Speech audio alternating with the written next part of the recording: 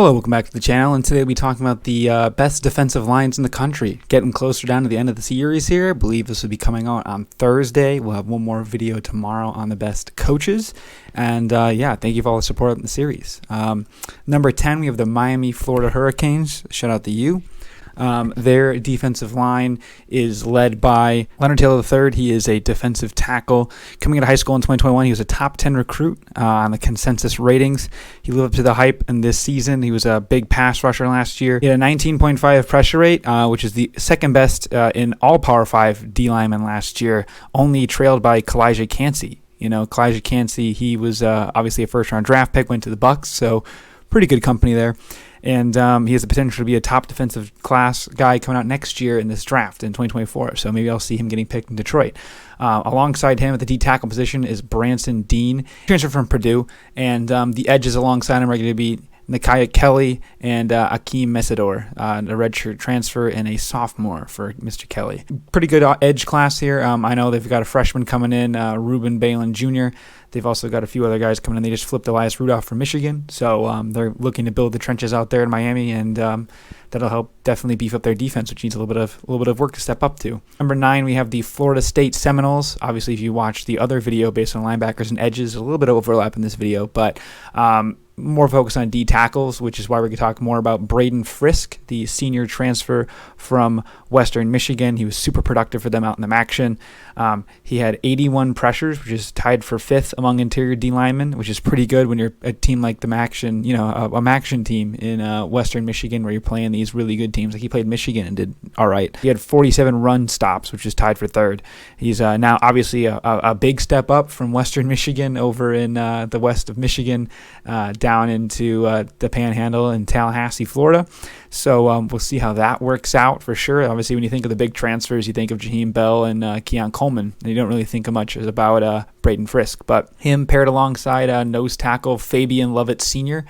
is going to be a good pairing. They've also got Patrick Payton, the redshirt sophomore on the edge, and then, of course, Jared Verse, probably the best returning edge in the class. I mean, this guy is absolutely unbelievable. So no need to really even talk about him anymore. But they have a really good D front, and they're going to need it against teams like Clemson that love to run the ball. And I think that they're going to be a force to be reckoned with in the ACC.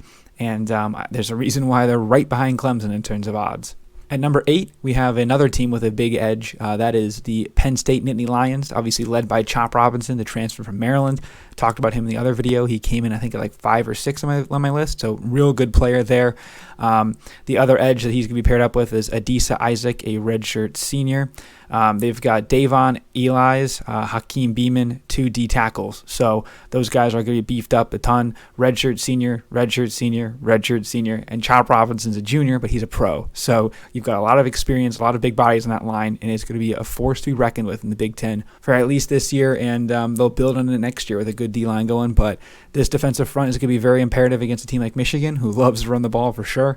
Penn State too, force that young quarterback around, whether it be McCord, whether it be Devin Brown, we don't really know yet, but force him around, move him out the pocket, and it's going to be a sight to see, man. Penn State, their trenches are really good. Obviously, their O-line was very high in our video yesterday, and we'll see how high their D-line finishes up here at number 8. So good, one of the few teams with on both lists, and that's a short company for me on that list. So shout out to Penn State and what they're doing over there. At number 7, we have the LSU Tigers. Obviously, a guy that's not really on their edge front is Harold Perkins Jr., who's definitely going to be a rushing edge type guy this year, I would imagine, definitely beefing up. So he's going to be obviously a force to be reckoned with as well.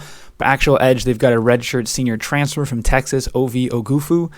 They've got Mason Smith, a redshirt sophomore. Dude's an absolute animal. He tore his, I think, Achilles or ACL while celebrating against Florida State in the first game. He's an absolute force to reckon with. They've got Mekhi Wingo, a junior. He's a big guy. He had a really good freshman season at Missouri. He transferred to LSU the year before, so it's his second year in the season. He was pretty much the entire time. He was on the field the whole time. He obviously, with Mason Smith going out, they were already down a guy in the first minute. And he had 821 snaps, which is 30 more than anybody else across the country for that position. He had an 84.3 run defense rate, which is third among D linemen in the SEC, and he had 4 sacks, which is tied for the most, which is pretty good from that position, especially considering how long he's in the field. His stamina's got to be really good. The other edge is Savion Jones. So LSU, obviously known for their good edges, not so much nose tackles, which is interesting because Mason Smith and Mekhi Wingo are arguably the best guys on that D-line. Obviously Harold Perkins would be, but he doesn't technically count. But overall, these guys are really good, and I'm for sure know that there could be a big reason for them to contend in the SEC West, which is important because we're probably going to see an Alabama team that's going to go back to pounding the rock, more traditional Alabama style, where they're going to run to you to death, play action and stuff. So if your D-line can get pressure and get through, and you can be able to afford to rush fewer with your better guys and drop more into coverage, it's going to be a great outcome. I mean, they beat him last year with a relatively down defensive line, and some of the footage over here I'm sure will be probably from that game or something. So you can see the havoc they caused up front. Number 6, this is carried pretty much by one guy. We've got ourselves the Illinois Fighting Illini. They have a 3-4, so they only have 3 down linemen. They've got Keith Randolph Jr. He's going to be one of the guys down. They've got Tariah Edwards, a redshirt sophomore who's a transfer, redshirt junior for Keith Randolph. But number 1, it's Jerzon Newton. This guy is an absolute force. He's going to go super high in the draft. When you look at him, he broke out in a huge way last year. He was the most valuable Power 5 interior defensive lineman according to PFF's WAR, the wins above replacement, which is really important. He had 59 pressures, and he had 13 tackles for loss, which is insane. He was just blowing up backfield, blowing up plays. We had to get double-teamed against Michigan, and it was part of the reason why we could barely run the ball. Granted, we were down to our third-string running back and fourth-string running backs, but listen, even when Corum was in there, he was causing havoc for sure, and it was the reason why that game was tough.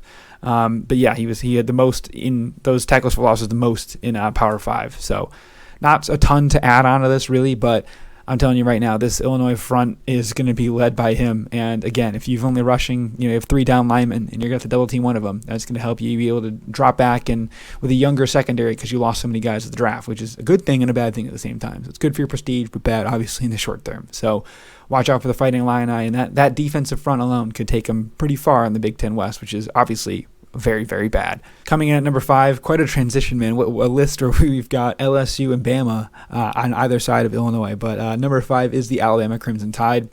They've got, again, a really good front with Dallas Turner being one of the rushers. Again, he was one of the guys that also inspired that last video where it's like he's technically listed as a linebacker, but he's more of an edge for sure. They've got Chris Braswell, a senior, Tim Smith, defensive tackle, senior, Jaheim Oates, nose tackle, sophomore, and they've got Justin Abogi, redshirt senior.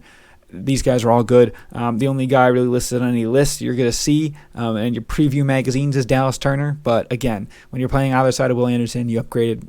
I don't need to get into what I was doing on him, but it's a very old group. They have a better defensive coordinator, according to their fans. They've upgraded, obviously, in that position, and people think that's the reason why they're going to do better, obviously. So, again, it's Alabama. If you're good enough to play at Alabama, you're good enough to be on this list, and basically you're on this list until you prove me or other people otherwise. So that's why Alabama comes in at number 5. At number 4, we've got the Ohio State Buckeyes. I hate that I said it like that, but I'm doing it for them. I'm a neutral media member always. They've got their defensive front with Jack Sawyer and JT Tuimalu, which we saw Jack Sawyer obviously in the last video. JT Tuimalu right on the outside. He's a guy who's got a ton of pressure and a ton of I guess you could say promise. It's tough to say that as a guy that's going to get drafted this year, but it is what it is. If you always watch the second half of Penn State, which is going to be the highlights going over this video, I mean, it's all him in that second half. He had a 93.5 grade in that game. He had 2 sacks, 2 interceptions, which is crazy. One of them was a pick 6, a forced fumble recovery, tackle for loss, batted pass, 3 pressures. I mean, this guy's unbelievable. But that being said, that was all that happened. He also has a 59.8 run block, which is tough. Run defend, I guess you could say. Not run block, run defend. But, with the new tackles they've got coming in, Michael Hall Jr. And Ty Hamilton, the 2 guys are coming back.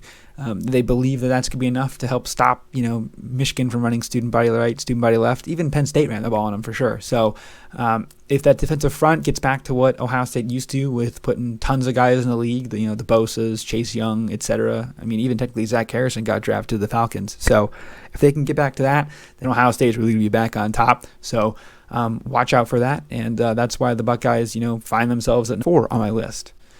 At number 3, we've got the better team in the conference, the Michigan Wolverines. Bringing back basically everyone on the defensive line. At the edge position right now, it's Jalen Harrell is what's listed. Potentially Josiah Stewart, the transfer from Coastal Carolina, could make a push at that. The D tackles, Chris Jenkins and Mason Graham, and then Braden McGregor, the senior. So you'll probably lose the entire defensive front next year, but Mason Graham will be holding it down at the nose tackle position. But the guy we're going to focus on right now is Chris Jenkins. Absolute dominant run stuff for the middle of Michigan's defensive front. He had 31 defensive stops on the run last year, which is tied for most in the nation among D tackles, which is absolutely unbelievable. And, a guy like him just plugs up the middle and makes him have to throw it against our pretty good secondary as well, which you put a ton of guys in the league at that position as well. Positively graded on the run defensive stat. He was 3rd among Power 5 interior defensive linemen. And when you're putting up those stats, playing next to Mozzie Smith, who went in the first round as a nose tackle, that's how you know that there's good things going on. And Mason Graham is just as good as Mozzie. Obviously, a little bit of a step down, but he's a sophomore, so he can grow into that role. And I think those two combined, it's going to be absolutely beautiful up the middle. And the edges, of course, Michigan's done nothing but put edges in the league. I mean, even last year, Mike Morris went. So sorry to all the haters, but Michigan is back on that defensive front. It's loaded as it's been in a long time. Obviously, it's not to the level of Aiden Hutchinson and David Ojabo, but I think it could get there this year for sure. And that's why Michigan comes in number 3. Number 2, we have the Clemson Tigers coming in here. They've got a pretty good defensive front. I mean, they're 2 nose tackle and defensive tackle pairing of Rook Orohoro, Orhorohoro. I don't know, I think that's how I pronounced it right. And then Tyler Davis, other graduate student, the whole line's graduate students. They also got their 2 edges in Xavier Thomas and Justin Maskell. All 4 of them combined have played 5 seasons, which is crazy. And they got a lot of freshmen right behind him too, so it's going to be obviously a good mentorship there. But that defensive front is nuts. It's led by Tyler Davis. He was a true freshman in 2019, obviously, at a 79.6 grade before a bunch of injuries last year. We kind of saw it even last season. They had Miles Murphy was injured a lot. Brian Brisset had a lot of stuff going off the field along with injuries. So as long as this group can be healthy, it's a very experienced and deep group that has that winning culture from when they were freshmen, where they were on top of things out in 2019, being that old Clemson that we kind of thought of him as. Davis came back. He had a 82.9 grade. He was a top 10 among interior defensive linemen and 36 pressures, which is 4th among that group as well. And listen, this guy is all-world, and you put him next to Ruko Thoro, who is going to be, again, another draft pick. Even the edges could get drafted. That whole D-line could go, in rounds like 3 to 5, right? So you watch out for these guys. I'm telling you right now, trying to run the ball against them is going to be hell. So, like when we talk about in the linebacker videos, they've got Jeremiah Trotter Jr. and Barrett Carter. Those guys are some of the best coverage guys in the country. So if you got a really good push up front with those coverage guys behind them, and if they bring in the house every once in a while, that defense gets nasty, and that's why I think that they're going to do a lot of big things this year, man. I'm telling you, undefeated regular season is not out of the question for the Clemson Tigers. I'm telling you that right now. And then finally, number 1, who else? It's the Georgia Bulldogs. It's another one kind of like Alabama. Prove me wrong, right? They bring back a lot on the defensive front. The edges are the younger position, but the nose tackle and D tackle in Warrett Brinson and Nazir Stackhouse are 2 seniors. The edges, Jalen Walker and Mikael Williams, are both sophomores. Obviously, you talked about Mikael Williams and how good he was the other day. But again, this whole front is crazy. These guys just spawn out of nowhere. Did anyone have Travion Walker doing anything good? No. Dude went like number 1 overall, right? Did anyone really think, like, coming out of high school that Jordan Davis was going to be this crazy freak? He went top 10. Nakobe Dean went first round. I'm trying to even think. Jalen Carter, right? He was going to go number 1 until his off-the-field stuff happened. These guys just line up, and they just spawn unbelievably talented guys. And Mikael Williams is that guy. He can't get drafted this year. Him and Harold Perkins will be those guys where it's like, damn, I wish we could draft now. And maybe we'll push the age back because of it, but obviously that won't happen. But those are guys that could definitely go in the first round last year, let alone this year. And they're bringing him back. And again, that defensive front, those 2 seniors in the middle are going to really bring their experience. And with such a loaded group behind them, some young secondary guys as well, getting a good pass rush is going to help your secondary out. Nothing makes your secondary look better than a good pass rush, because he can coverage for less. It really helps it out. So that's why Georgia comes in at number 1, like they are in both the AP and the coaches poll. But they finally topped themselves there. I know people were going to get mad that I didn't have them in yesterday's video being number 1 in the offensive lineman. But hey, listen, I got a little bias. I'm a Michigan fan. Come on. And Joe Moore says that we're number 1 line, even though it's, on the field. We're not going to get into it, but thank you all for watching. Let me know down below if you agree with me, if I missed anyone out. I don't even know if there's any guys I'm missing. But yeah, so thank you all for watching. Please like and subscribe, and we'll see you guys next time. Peace.